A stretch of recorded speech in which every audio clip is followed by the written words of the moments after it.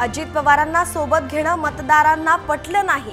उपमुख्यमंत्री फडणवीसांची पहिल्यांदा कबुली। काही तडजोडी आवडत नसूनही कराव्या लागतात। इंडिया टुडे कॉन्क्लेव्ह मध्ये फडणवीसांचं विधान।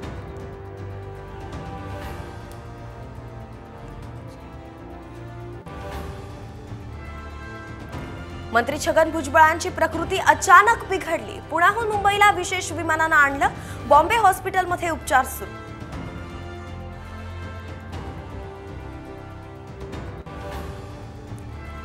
विधानसभा निवडणुकीसाठी उद्धव ठाकरे ॲक्शन मोडवर। आज कोल्हापूर जिल्ह्यातल्या मतदारसंघांचा घेणार आढावा।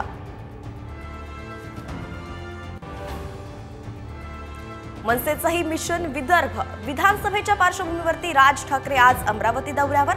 उमेदवारांची घोषणा करण्याची शक्यता।